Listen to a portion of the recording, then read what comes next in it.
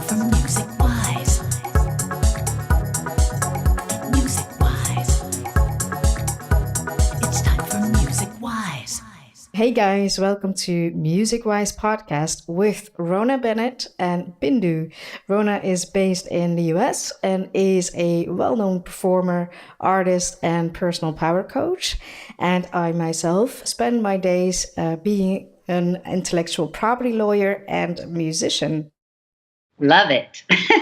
What's up, everybody? This is Rhona Bennett, and welcome to Music Wise. This show is basically put together in order to give us a holistic approach to success in the music industry. Although a lot of these principles and tools that we share with you can be used in the music business, it's something that you can apply to life in general. So hopefully in listening to this podcast, you're going to walk away with a few jewels that you can start applying to your living today. And today's topic is talking about creativepreneurs.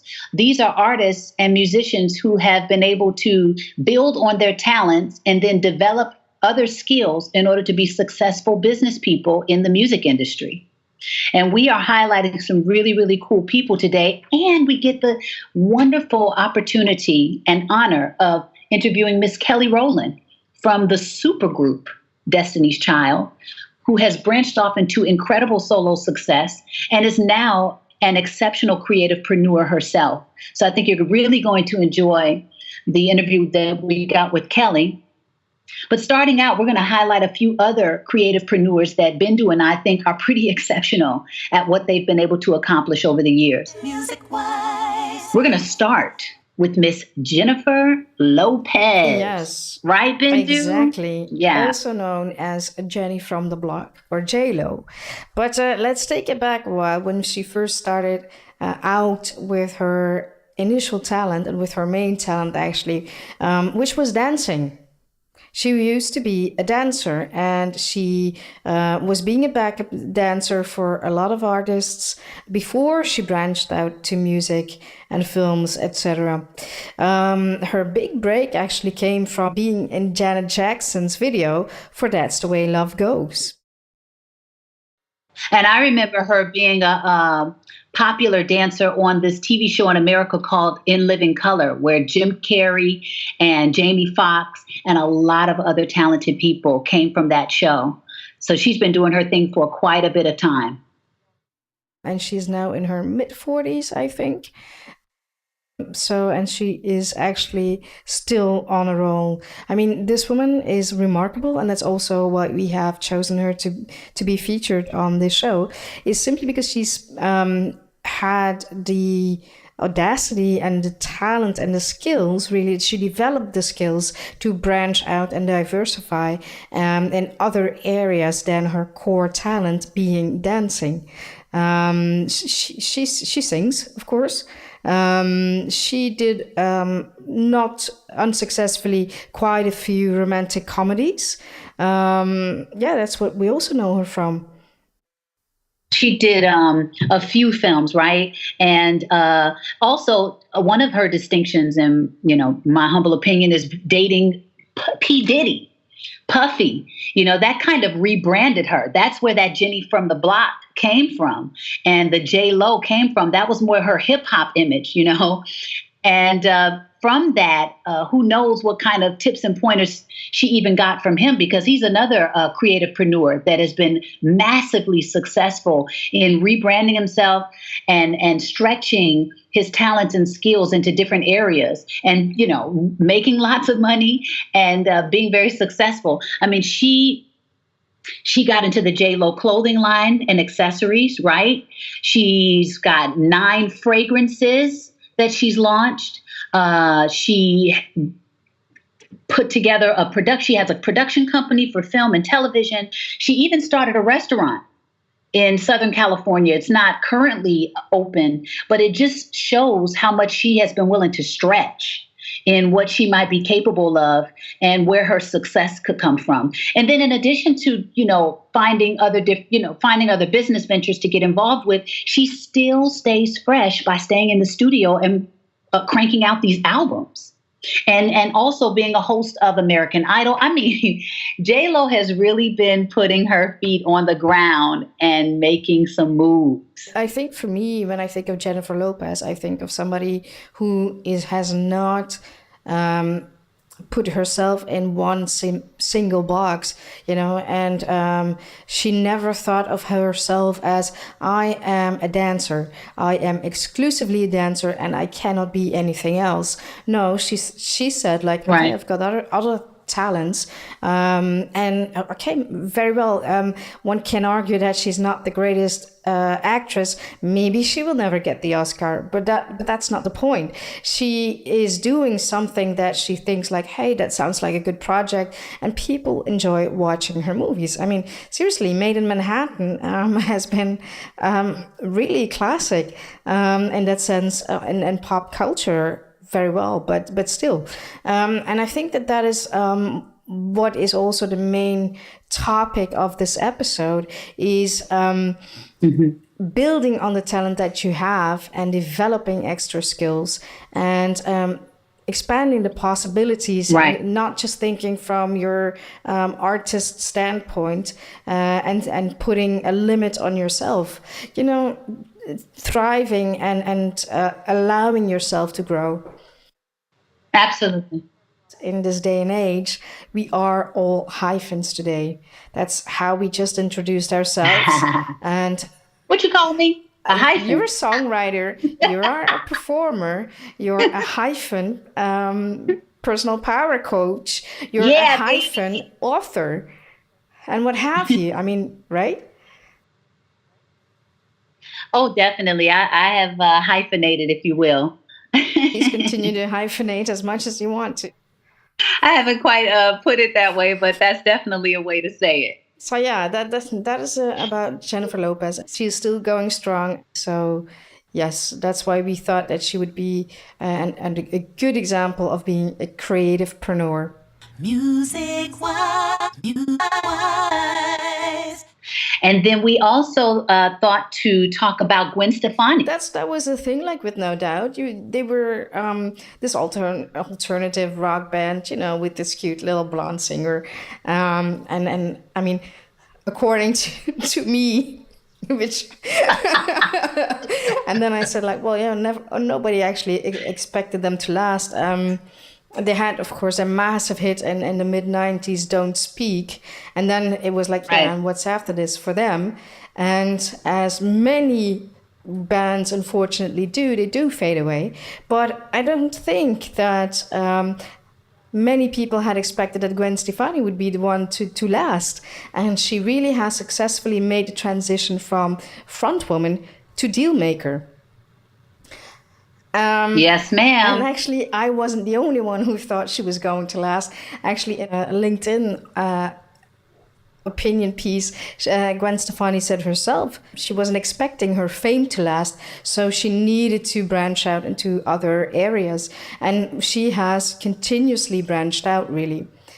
She did double down on her talent, and she had a very specific talent and a passion. She had her talent for music, and she had a passion for fashion, and she combined that by making clothes and a clothing line that would speak to her female audience. And she launched LAM, which is an acronym for Love Angel Music Baby, her first solo album. And after 12 years, this brand is really an autonomous fashion brand, which is for sale all over the world. And that is, to me, quite an accomplishment. Well, don't forget one of my favorite aspects of her brand, Harajuku, man. I've got 2 pairs of gym shoes over here that I absolutely love. They're so much fun. And I remember when Gwen came out with that line, I was like, yo, these are dope, And you're right. This clothing brand, this whole movement has lasted over 10 years. And the remarkable thing also is that this Harajuku lovers brand actually stems from a gimmick from the album, her first solo album. It's interesting to see how she turned that gimmick into a physical multi-million-dollar brand. I mean, and then I say, honestly, hats off to this woman. Yeah.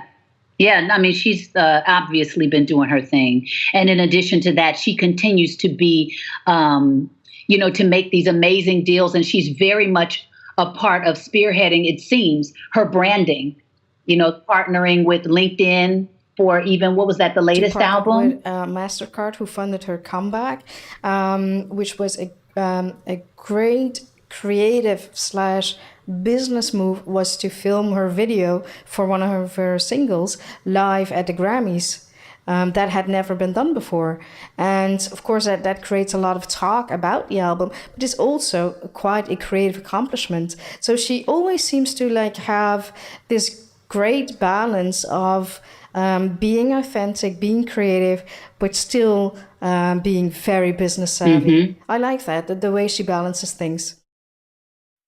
Yeah, I mean, from the outside looking in, it looks like she's holding it down. She's doing a really great job. And I love that, like you said, there's an authentic, it would seem, an authentic approach to things. She's very unique. Well, in the LinkedIn piece, she also said, I usually follow my gut. And I think that when you read interviews and books about entrepreneurs, it starts with that.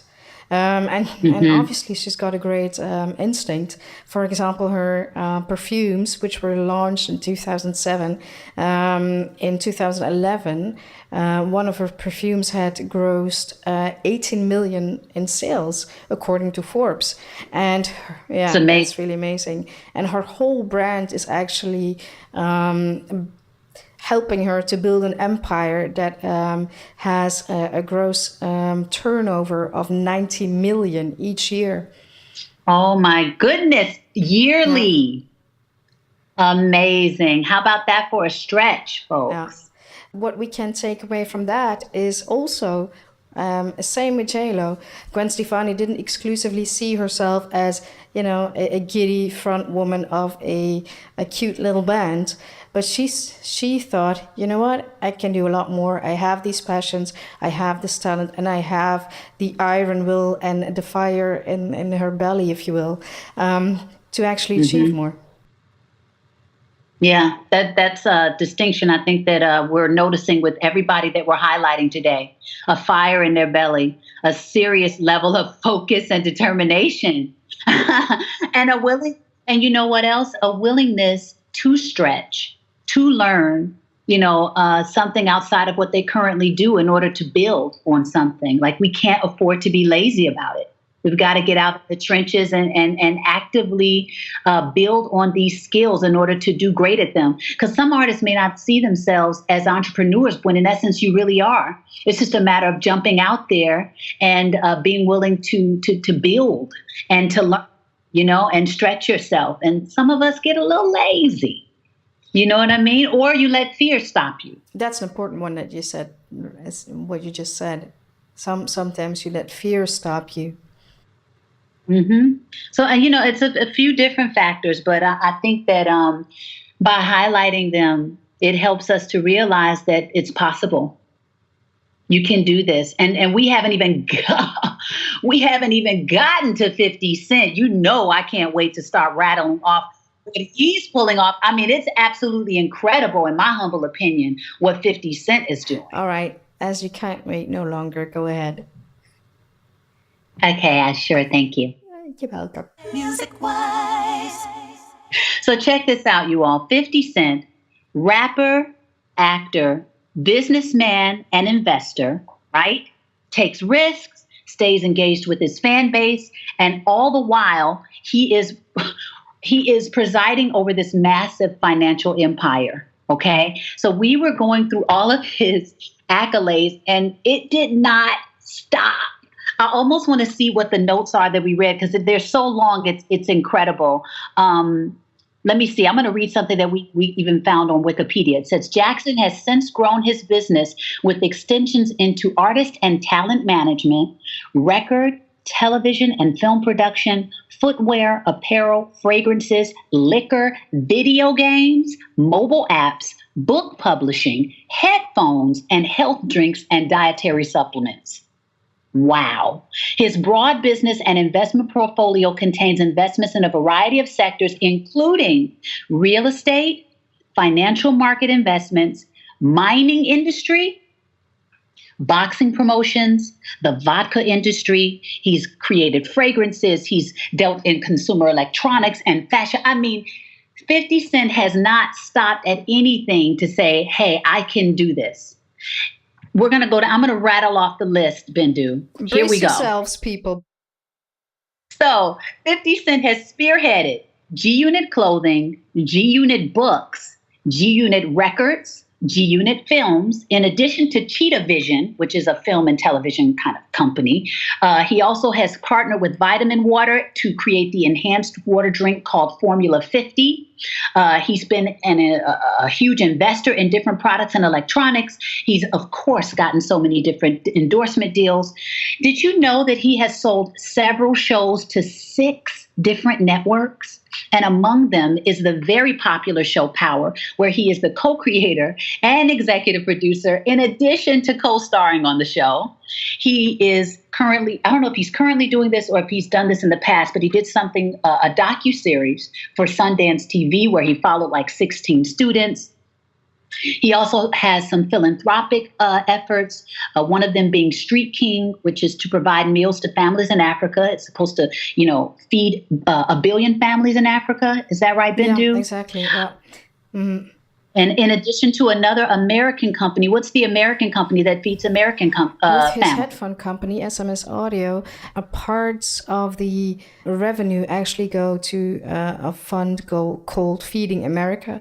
And for each donation, they feed 250 families in America. Beautiful. So, and there you have it. There's another endeavor, the SMS Audio headphones. He's also a minority investor in Effin Vodka. He did a partnership with other major celebrities. It's like a $78 million deal for Frigo. It's a luxury underwear brand, and they only created one boxer. Like, that's how amazing that is. One boxer short with maybe 4 or 5 other celebrities, and did this major deal. As mentioned before, he's into mining for precious metals. And then, he did the partnership, I guess, with Floyd Mayweather for the Money Team, and has since branched into SMS promotions for other boxers, athletes, that he manages. Wow. Wow is well put. But what does that tell us? I mean, what is it that people can take away from this? Well, I find it interesting that he gets the same 24 hours that we all get, and he is able to accomplish so much. Quite possibly, he is not only, of course, very focused and driven and has incredible vision, but probably has built a pretty powerful team around himself. Mm-hmm. And hopefully is able to rely on them in handling so many aspects of what he's building. You can't do that alone, what he's doing. No, absolutely not. But I mean, it starts all with the same mindset, really, that we have seen with Ann J-Lo and with Gwen Stefani, is to have the guts to expand, the guts to go beyond what you know and what your, in brackets, day job is. So from being the rapper in the club to doing something completely different. And while we're doing the research, and I must honestly say that researching 50 Cent already took us more than 1.5 hours. Here's what we can learn from people like that is what is it that makes them successful. It's about embracing change. It's about being resourceful, thinking what is it that I could branch out on. It's about the love to take risk, really. That doesn't mean that you have to jump in head first, but of course having a calculated risk. But also what we've seen with him is that he gives to charity. He's willing to give back. And Gwen Stefani and J-Lo have the same thing. They never set limits on what they can achieve. And that's a huge one. We can apply that in our own daily lives. And that is also something what you will hear Kelly Rowland saying. Right. 50 Yeah. is self-reliant. He stays engaged with his fans and your followers, as you already said, Rhona. And he surrounds himself with successful individuals. There's that team. Yeah, I mean, they always say, like, you are the average of the 5 people you spend the most with. Most time with. Yeah, exactly, yeah. So have a look around you. Who do you spend the most time with, and what are your conversations about? What are the books you read? How do you spend your 24 hours? Because we do indeed get all the same thing.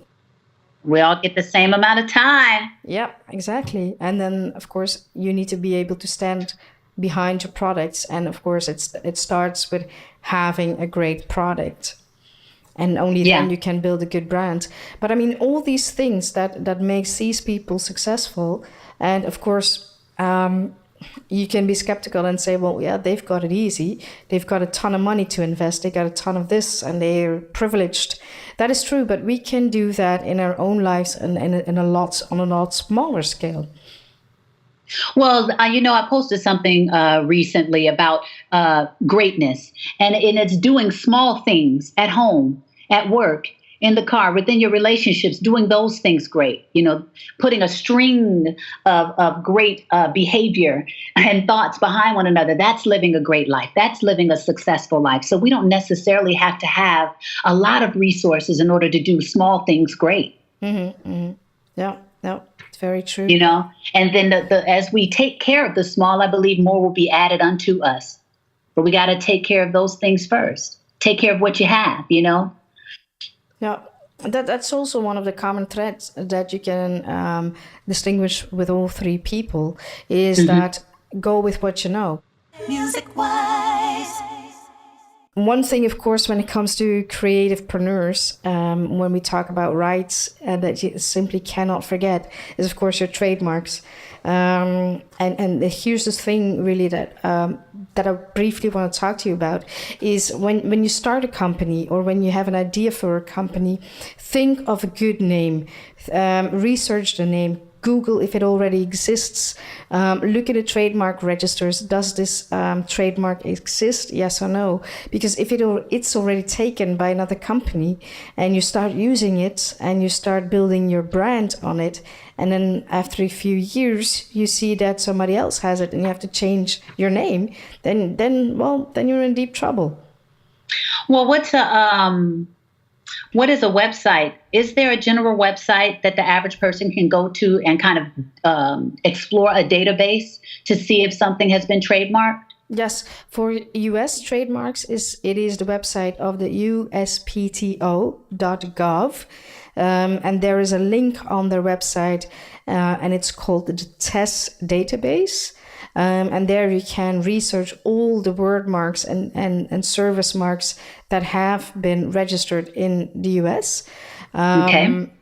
Well, mostly because you also have something like an unregistered trademark. But when you have done your research in a database, that's already a very big step. What do you use for European? Europeans, you use the EUIPO, the European Intellectual Property Organization. And for the Benelux, you use the Benelux Office of Intellectual Property. But we can list the links on the Music Wise podcast Facebook page. Yeah, man. So there we will put up the links where you can check whether or not your names exist. And so trademark protection is very important. As soon as you think of your brand name, register it. It does cost a bit. It's an investment, I won't lie, but it's a necessary investment because it means that you have a monopoly on that name, a temporary monopoly, and that also means that you can forbid other people of using that name for similar or identical goods and services. So, for example, if I wanted now to have a clothing line and I would call it Lamb, Gwen Stefani would be writing me a very angry letter. Okay. I have a resource. Tell me. Cool, cool. For those of us that are being, budding entrepreneurs, and you're like, where do I start? What is the mindset behind being a successful entrepreneur? Because you may have a really amazing skill over there, or maybe you have this great dream or idea that you would like to get off the ground, but you kind of don't know how to put together a strong foundation for your business idea. There's a wonderful book out there. It's been a bestseller for years, since the 1980s. It's called The E Myth by Michael Gerber. And the letter E stands for entrepreneur. So it's The E Myth by Michael Gerber. And what I love about this book is that it helps us to kind of understand what he gives three distinctions: the entrepreneur, the manager, and the technician. The technician is the person that creates the product. So those of us that are out there and we're so creative and we have these wonderful ideas and we're so used to being hands-on, you know what I mean? But then somebody's got to manage that aspect of yourself. You got to manage the paperwork. You got to manage the business part of it. And then somebody has to hold the vision for your company so that, you can continue to expand and grow into something else. He helps you to embrace those three aspects of being in business for yourself, and marry them within yourself. You know what I mean? Because a lot of times we don't know how to balance that stuff. You might not even know what the roles are. He gives great distinctions for what that means. And he also helps you to understand how to build your company like a franchise, even though you may not franchise. But it's a great systematic approach to business. I mean, it really helped me in how I thought about business, because I'm learning, to do business as I move forward as well. So this book, and it was a great story inside of the book that kind of walked you through this woman who had a bakery, and how she was working herself to the bone, and how he was showing her, you're not going to be able to expand operating like this. So let me tell you what you need to do. Let me tell you how you need to think about this. How do you build branches of your business? How do you have your essence over your company? Pick it up, guys. The E-Myth by Michael Gerber. I also have a book for you, and it's called Unlabeled by Mark Ecko. Mark Ecko is, of course, a famous fashion designer, and Unlabeled is really about how to sell your brand without selling out. It's about also the quest that we've seen with J-Lo and with Gwen Stefani. They start with a certain talent and a certain passion. Echo was, of course, very good in drawing, and he started with just making T-shirts in his basement and selling them with a friend of his for a few dollars, and then going to trade fairs and selling a few more T-shirts, and how he turned that with ups and downs and disappointments and setbacks, but always with a clear focus and a clear vision. I can do this. Into a multi-million billion business. Multi-billion. Yes, exactly. That's what I meant. No, I was just echoing you like, yep. Wow. Echoing for echo. Okay, those actually sound like a good combination, like they could support each other. Next up, you're going to hear an interview with Miss Kelly Rowland, who has become quite the creativepreneur herself. There were a few things that Bindu and I thought were some great takeaways from our interview.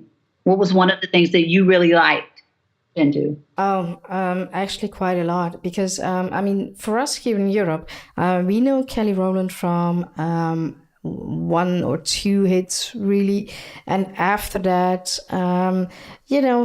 obviously who she is as the third 1/3 of Destiny's Child, but we kind of lost sight of her a little bit. So when I was checking what she had been doing, I was completely baffled. And then to have such a kind, well-spoken, considerate person on the other side of the Skype, that just was a really very pleasant surprise. And she was sharing all her information, being extremely open. And one thing that really stuck out with me was when we asked her, what is success to you? That she said something quite interesting. Interesting reveal because you know why? That's the only reason I say is because she's so successful. So for a Kelly Rowland who does have the Grammys, who does have all these accolades, what does someone like that at this point say is success for them? We leave you guys with discovering that jewel.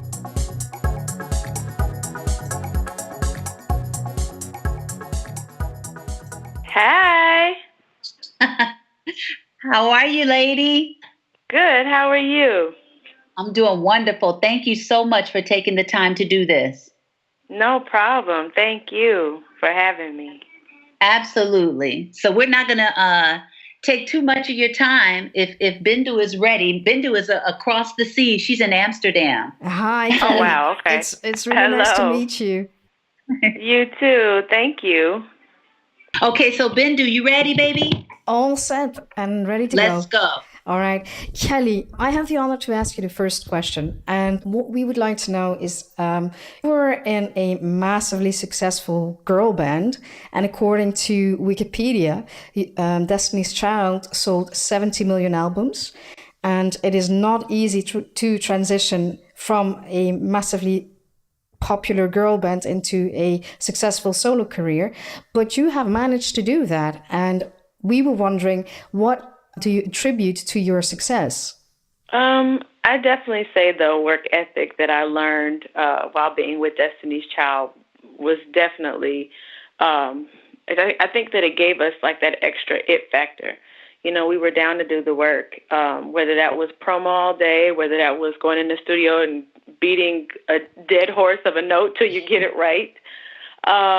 It was just, you know, always wanting to be great. You know what I mean? And just having this serious passion and drive because, I mean, some people could get tired of it, and I was still hungry. It wasn't necessarily hungry for fame at all. It was more so I knew what a number one record felt like. I knew what 5 number one records felt like. I knew what Grammys tasted like. I knew what, you know, touring and being in front of all these different people felt like. I was like, I want more of that, you know, and it's something that just becomes a part of your genetic makeup. It's just a part of you. And I think that that's a part of being an artist is, you know, you do want people to appreciate your work. So those people that say, oh, I'm an artist and, you know, I'm just so cool for school. I don't care if anyone buys a record. You're a fucking lie. You really want any artist that I know, they want people to appreciate their work. I heard that.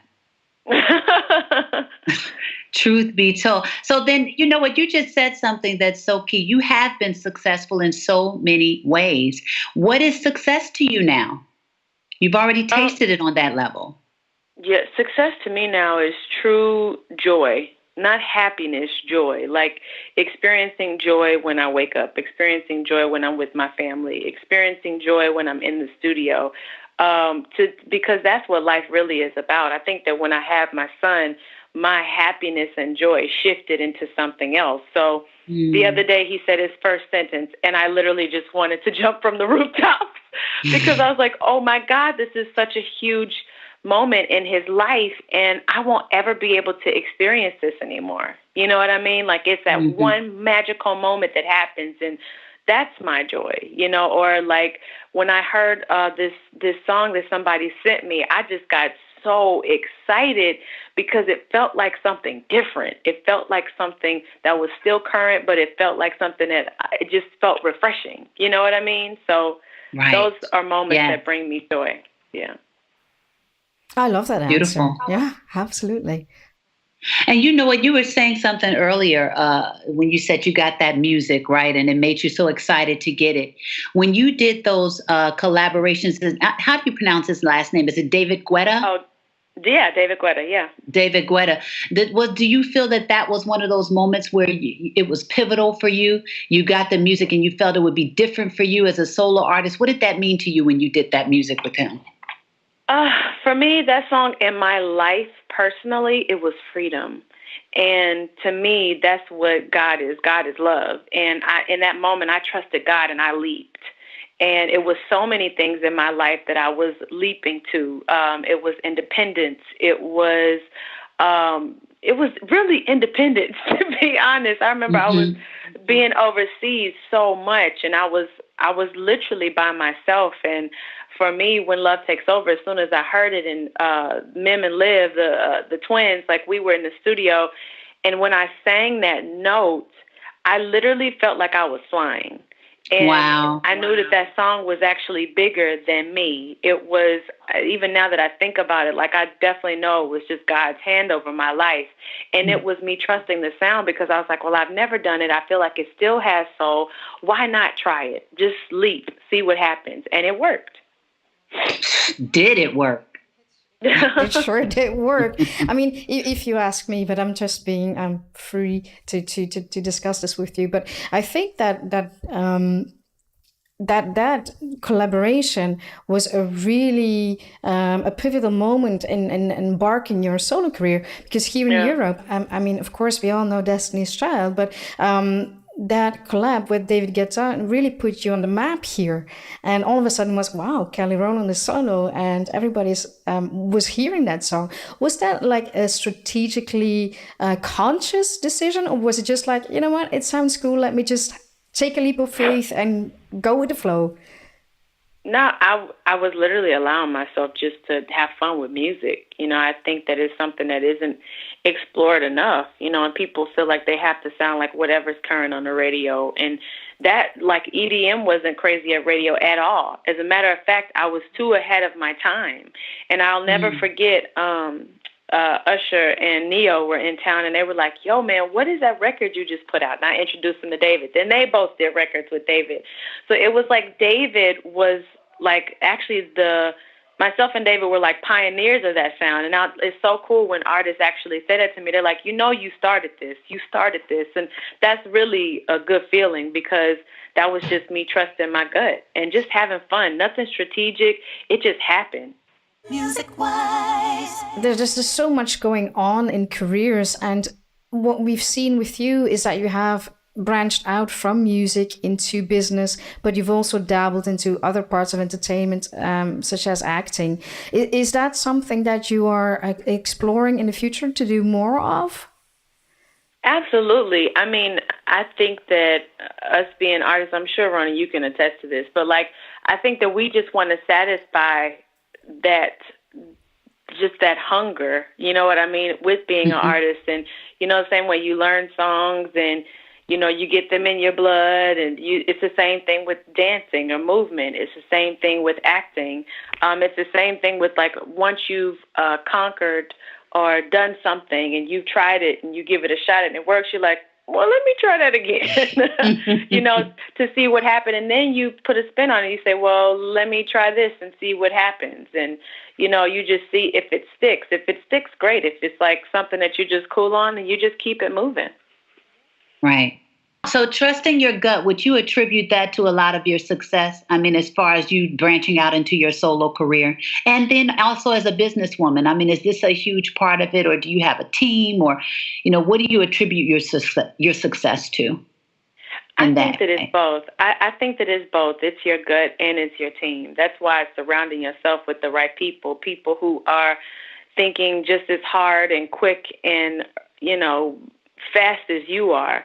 Because if you're the only one thinking like that, then you'll just be doing all the work and pulling the load by yourself.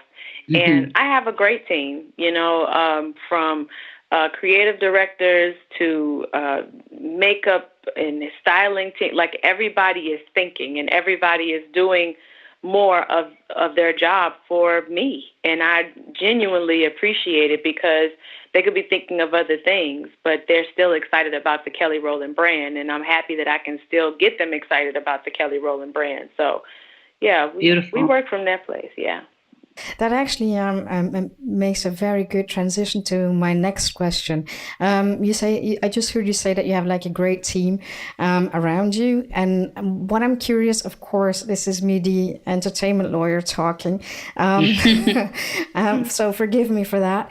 When it comes to rights management, such as licensing deals, sponsoring deals, do the deals come to you as an artist? Like, how involved are you in securing the deals?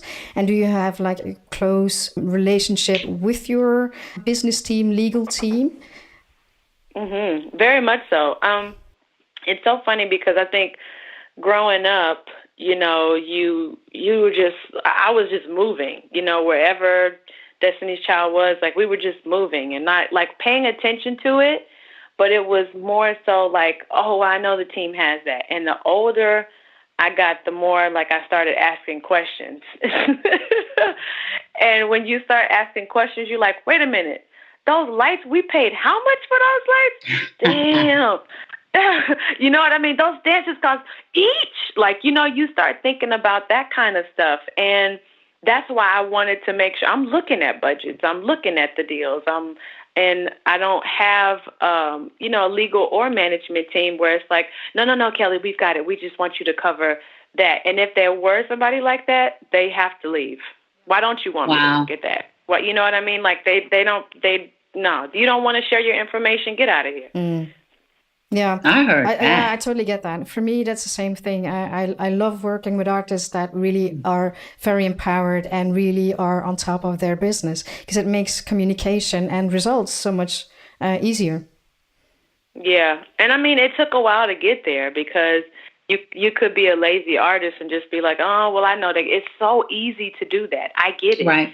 But it's your money. This is your shit. You got to take care of your stuff. I heard that.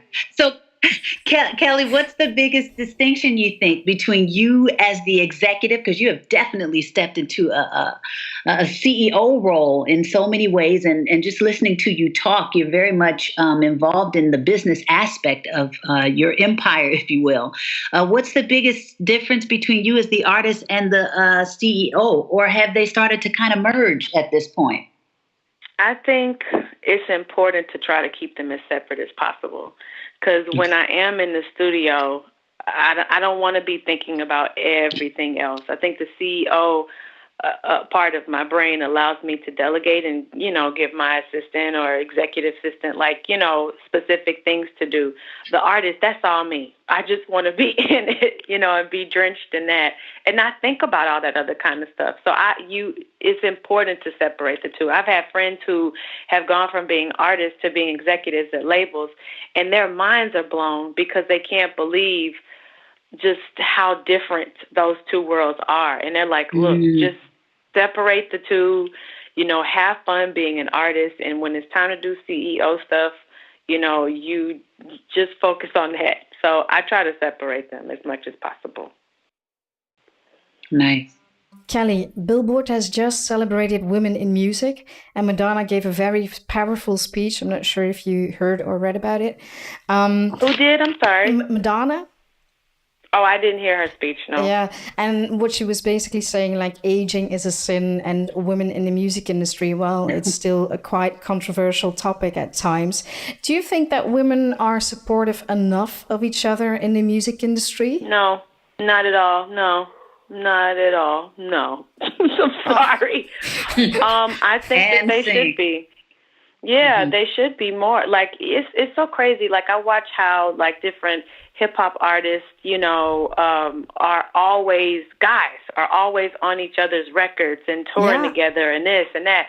Women are like, you just don't get that same thing at all. And it's so funny. Like, I was discussing that with this writer in the studio that I'm working with, and she was like, oh, my God, this song would be dope as a duet. I was like, female, right? And she looked at me, she's like, well, I wasn't thinking female. I was like, well, I want you to think female. Because, like, on certain records, like, I think that it's important to express some things, with two female or three female, or when you see them, in a video or in a visual, like, they're collected and they're unified, and it's power in numbers. I just heard this, not speech, but Taraji went on and on because, of course, they're promoting their movie. It's her, Janelle Monáe, and Octavia Spencer, Hidden Figures. And, she was just like, what we would be in a completely different scenario or situation, when it comes to the moon and NASA, if one of the ladies who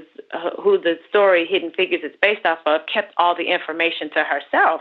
And I was like, oh my gosh, and I think that the more we have information, the more we should share it. The more we should want each other to be great. The more, like, it's room for everybody. If nothing has shown us like social media has, it's room for everybody.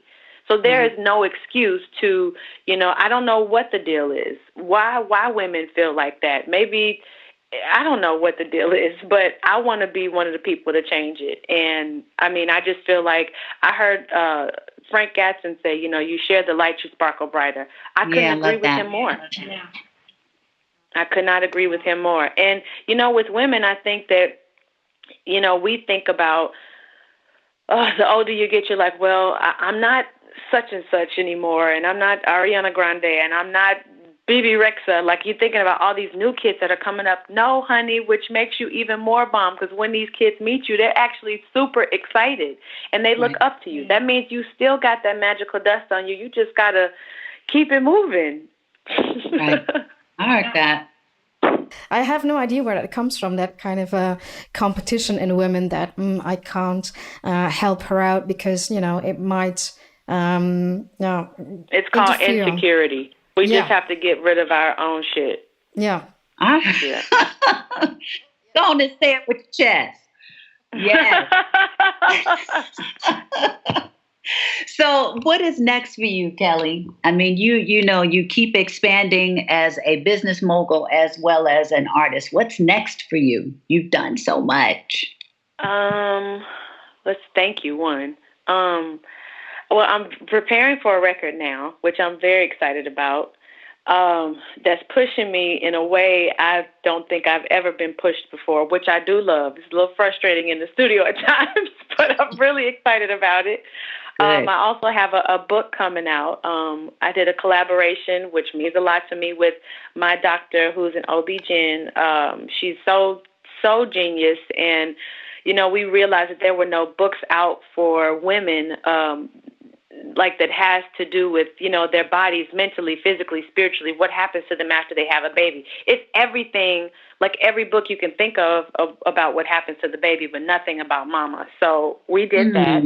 And I did that in a collaboration also, with Dr. Bickman, with a physical therapist friend of mine, with a psychotherapist, with a dermatologist, with I don't want to be forgetting anybody, but I wanted to basically bring people from the backgrounds, like I just told you, so where they can explain everything. Because I can't. I can just tell you what happened to me. You know what I mean? But I can't break down every single thing, because I'm not a psychotherapist. So I wanted to bring somebody in to help me with that. But all with women, all the women who are in the book. What else? There's a makeup line myself and my makeup artist, Sheikah Daly, are coming out with, which we're very excited about. It's called For All Created Equal. It's an acronym for the word face. And... what else? I mean, it's so many different things, and I'm very excited about them all. But I also think that being a mom, started triggering some thoughts and ideas, and lights go off. I literally have an idea every day, and will ask my team to research it, see if it's been done. If it hasn't been done, then I'm calling an investor friend of mine to help me execute it. Yeah. Wow. I'm brushing your shoulders off from over here, lady. I mean, and from over here. In the trenches, right? You are in the trenches, and you keep going and you keep expanding. And I mean, what a great example you are of the sky isn't even the limit. You just keep going. Yeah. Congratulations. Thank you. Absolutely. Thank you so much, Rhona. I appreciate it. Thank you. Congratulations from over the pond as well. Thank you. I can't wait to get back over the pond. Oh, gosh, I forgot, next year, starting February, I'll be in Australia. They've asked me to do the voice over there, so I'll be over there at the top of the year. I'm very excited about that. How fun is that? Kelly, thank you so much for your time and your wisdom and sharing with us today. Guys, thank you so much for listening to this episode. I hope you have enjoyed the interview with Kelly as much as we did. People, if you have questions, drop us a message and we will answer and try to help you as well as we can. You can also find us on Snapchat and Twitter under MusicWise Show. Also check out our Instagram and Facebook page on MusicWise Podcast. Absolutely. Thank you for tuning in, and we'll see you next time.